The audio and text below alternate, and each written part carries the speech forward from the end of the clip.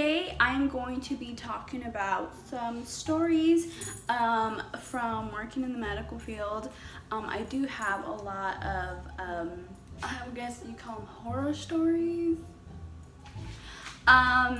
So I've worked in the medical field for about 6 years. So I am bound to have some good stories. I have a lot that too long for this video to even keep up, girl. So I'm just gonna be talking about two very memorable stories that I have. Grandma, if you're watching this, do not watch this. It's no good. You don't want to hear this. If you are squeamish, once again, girl, click out, but you know, like and subscribe. But the stories I'm going to be talking about are from two patients that I have. Don't worry, I'm not going to reveal their names or anything like that. So I'm not violating HIPAA, so don't worry about that. I'm not violating anything, I promise. So from these two stories that I'm going to tell, the first story is about a patient that I had. I think I had been working at the hospital for about almost a year and a half, and I was, you know, doing my thing, working, doing what I was supposed to do, and one of the nurses came up to me and was like, "Hey Kat, can you go and help our wound nurse with the patient?" And I was like, "Yeah, what patient is it?" And she was like, "Oh, the patient in whatever room." And I'm like, "Girl, yes girl," because I knew his diagnosis, I knew what he was there for, and I've heard stories, and with these stories I wanted to see it in action, because I have also had seen pictures, and those pictures, girl, those pictures, I am not a boy, but girl, my balls hurt. They hurt so bad, just from looking at the pictures. And girl, where my lady balls gonna hurt more when I saw what this procedure was about to happen.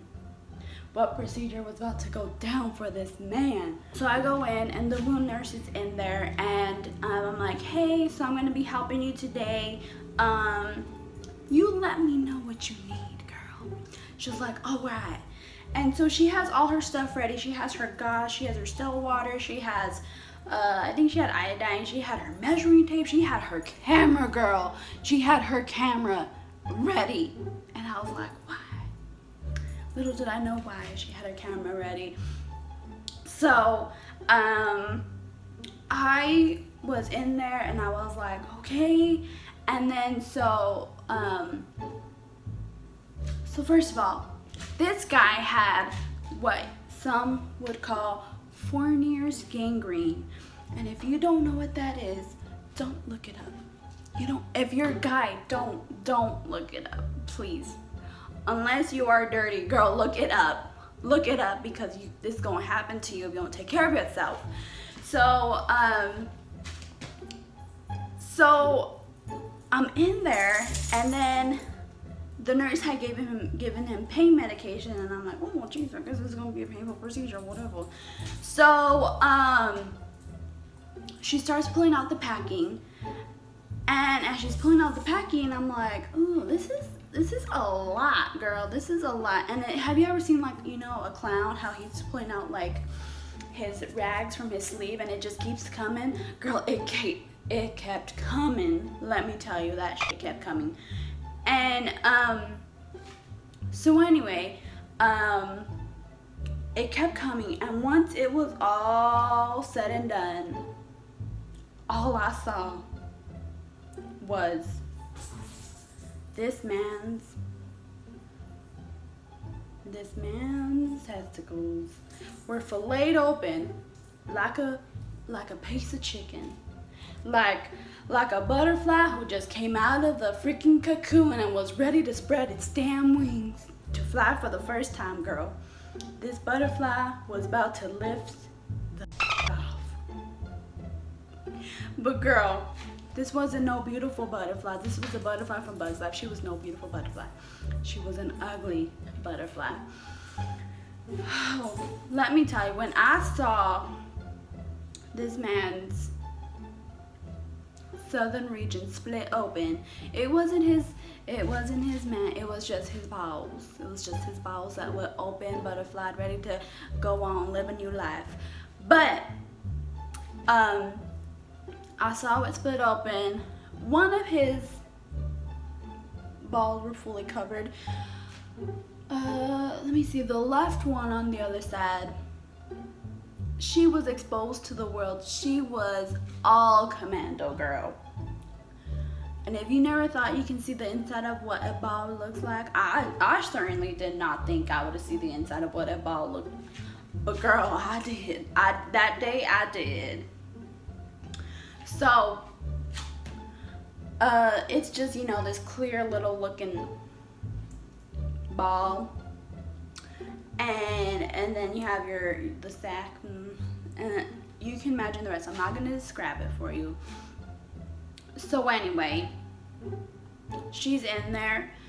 And I'm like, what you need? Tell me what you need. And she was like, just, you know, these gauze that I'm getting, I just throw some sterile water on him. I'm like, I can do that. So I'm like putting the sterile water and everything, and I'm like, this seems like a lot. This seems like a lot than what you pulled out. She was like, we're gonna need more. And I was like, girl, our supply is almost gone. Like, are you sure? She was like, we're gonna need more. So I get more, and I'm like putting it, and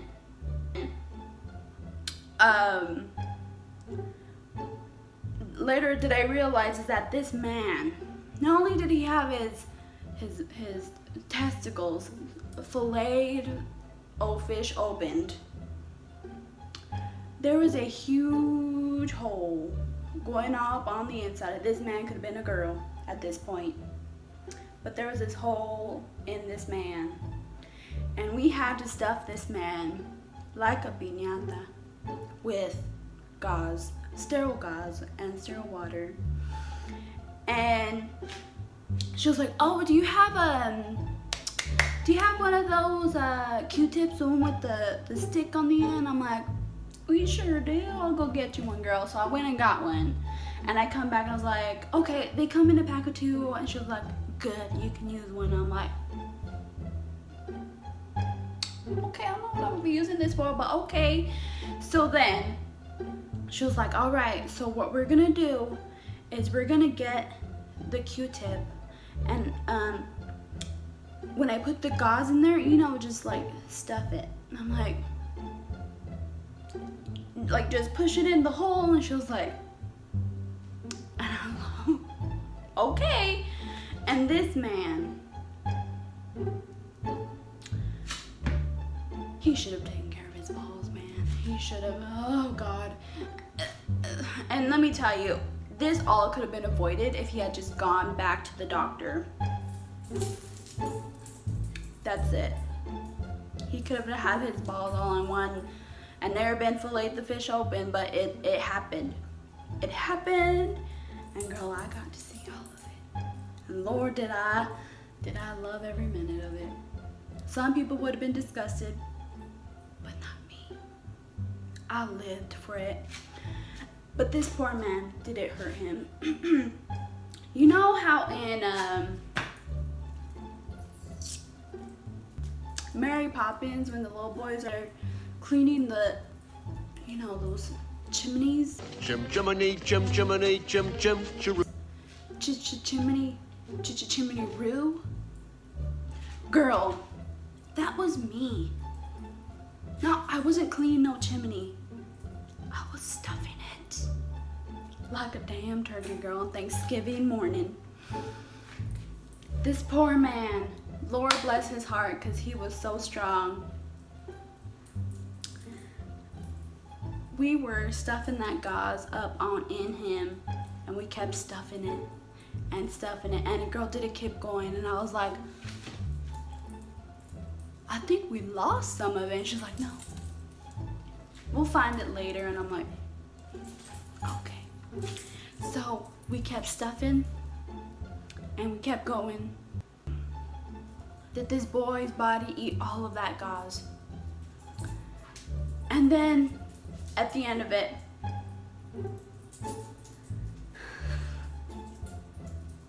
we got to get all of that gauze and wrap him up and then put him in an adult diaper.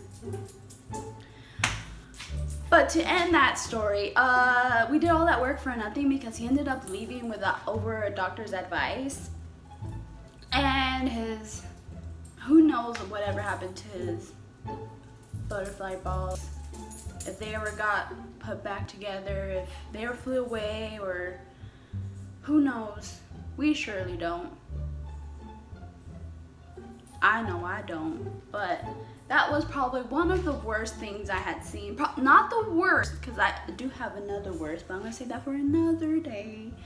But yeah, that was one of the worst things because when I was stuffing it, he was really like, We need some and milk. so I was like, oh, that's hurt. I don't have balls, but if I did, it hurts me. But I kept stuffing them. I was like, give me some more, guys. And I kept just kept stuffing it all in.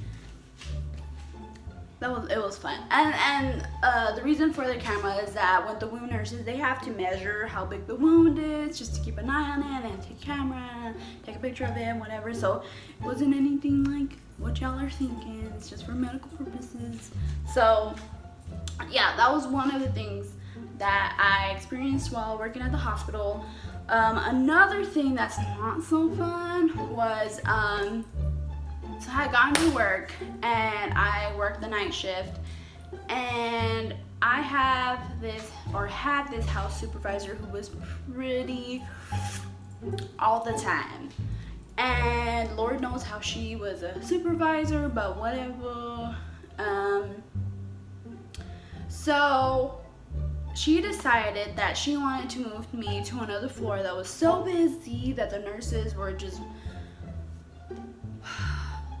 they would do nothing to help you, basically. So I go to this floor, and I had done this a million times, had never had this ever happen to me until this very day. So it's about, I want to say it was 2 in the morning. I was doing my rounds, and the nurse comes up to me and she was like, hey, this patient needs to be changed. Can you go check them? And I'm like, sure. So I go into the room, and then I realized that this patient is a patient who is a bit bigger. I have dealt with these kind of patients before. I've moved them by myself. I've gotten them cleaned up by myself. It was no problem. But this particular patient, she was, I believe she had a stroke, and she was not able to care for herself. She couldn't help you whatsoever. And when she spoke, it was very hard to understand her because she had aphasia. So, and if you don't know what aphasia means, it just means that when they speak, their words don't come out the way they want them to. So she also had that. So then that didn't help. So then I grabbed one of the other girls and was like, hey, can you help me get this lady cleaned? And she was like, yeah. So we got in there, and I had already been having the worst night. It was so bad. I got yelled at by a nurse for doing my job essentially and not checking with her about how to do my own jobs. It was like, whatever. And I had been thrown around to so many floors at that point, and I was just like over it. This night could not get worse. It just couldn't. But oh, the Lord had a cherry on that Sunday for me that day. And I believe it was Sunday. Crazy. So anyway, we go into the room, and I was like, I had cleaned her up. We were rolling her, and we got her all cleaned. We got her bed cleaned. We got everything done, and we just needed to get her pants pulled up. That was it. I was like, okay, cool, we're almost done. I can go have a seat and be done with this. I can be relaxed for the rest of the night and just have to take care of whatever comes up. So as I'm holding her, she starts coughing. And if you are in the medical field, you know what this means. She starts coughing and she's like trying to talk to me while she's coughing, and I'm like, oh, she's gonna throw up. So I'm like, oh, if she throws up, she's on her side. She won't aspirate, nothing. So I'm like, she's fine. But she's like trying so hard to tell me something, and I can't understand her because there's a bunch of machines going on. There's a bunch of noise going on. She had an air bed, so that the air of the air mattress was happening, so I still couldn't hear her. So I'm like, oh, what is she trying to tell me? So then as I'm holding her, I'm trying to lean over and like be like, what is it that you need? What's going on? Can you breathe? What's happening? And then she starts muttering these words, and as I'm like listening, I'm like, what? And I'm like, Lord, please don't be telling me that what I'm hearing is the truth. And then she stops coughing and she says, I'm peeing. And I'm like, and I look behind her and I'm like, there's no pee there. And as I'm holding her, I lean back a little bit, look down my own pants. I know I didn't just pee. So then it dawns on me, I just got peed on. My leg, it is sticking to my leg. My leg is now warm. And I am drenched in pee.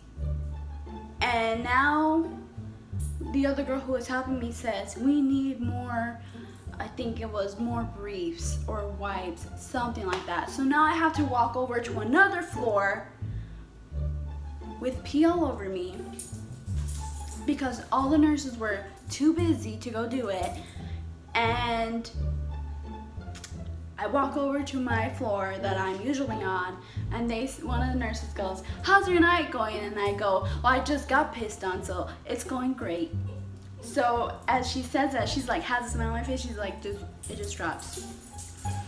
And then so I go get what I need, I go back, get all that done, and we get her cleaned up and get her all settled, and then I run over to another floor to get new scrubs because I don't want to walk around with pee on me.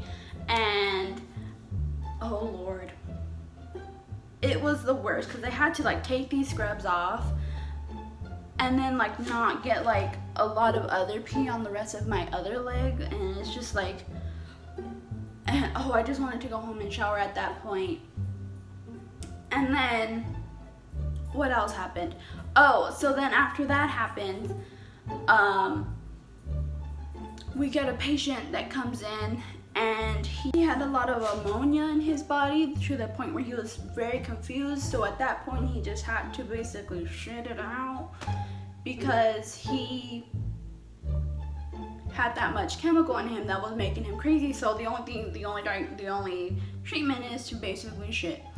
So the whole time that this is happening, he is trying to fight me and fight a pregnant nurse. And of course, I'm not gonna let a big 6-foot man punch a pregnant nurse. So, oh, and the family. Oh, the family. Let me tell you, disclaimer, if you have family that are in the hospital, we understand. We get it. You guys are worried. You guys want the best for your family member, the best care for your family member. But when you hover and when you don't let us do our job, Lord, does it make it hard for us to even help you.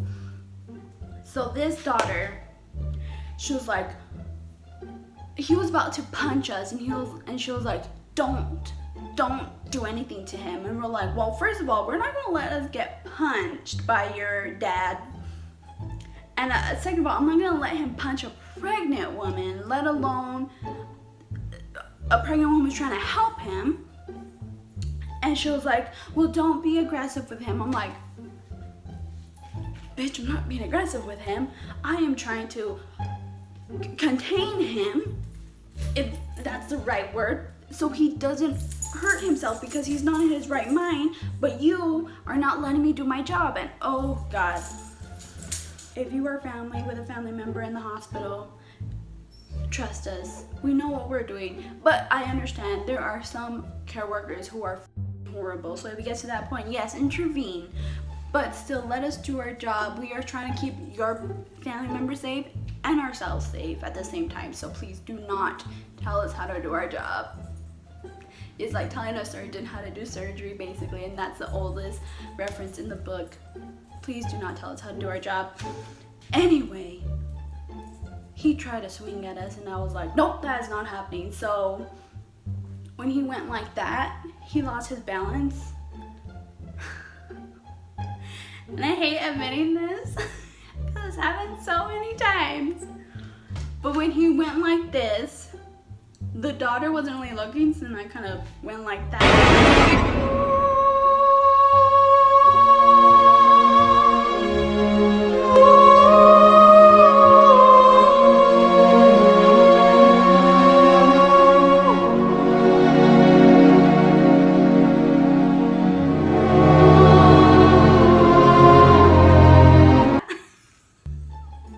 But he was by the bed, so I know he was safe. I know he was safe, so don't kill me for that, because I know he was safe. So when he went back, he like landed on the bed. He didn't fall or anything like that. He landed on his butt, he like in the sitting position, and then he went back and it was all dramatic, but whatever. So me and this pregnant nurse had to pick up this 200-pound man to sit him on a toilet when he never wanted to poop, and finally he pooped like 500 times. And he finally came to, and he wasn't crazy anymore, and I was like, can I leave? Because it was already 6 in the morning, and I was like, actually it's 6 and I gotta go.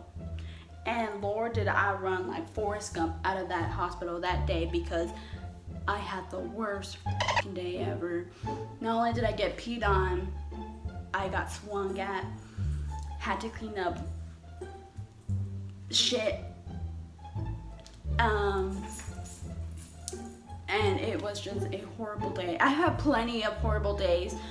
Ooh, I have stories for days, but God, it's gonna take a long time. God, I can't, like I said, I can tell you stories for days because I've been doing this for a long time. I've been everywhere. I've been in hospitals, I've been in clinics, I've been in rehabs, I've been in nursing homes, I've been in home health. I've done all of it basically. But yeah, thank you guys for watching. If you want to see another story time like this, please like and subscribe, and put in the comments below that you want another story time like this, because trust me, I have a million. And if you're squeamish or you want a little cleaner or a little funnier of a story, I got those too, girl. I got those hospital stories too that are funny. So yeah, please like and subscribe. I put on new videos every week on my channel. Thank you guys for watching my videos, and please, please, please, please subscribe and share and like and comment below. I'll see you guys next week. Thank you. It's a cold-blooded love. It's a cold-blooded love. Let's break each other's hearts. It's a cold-blooded love.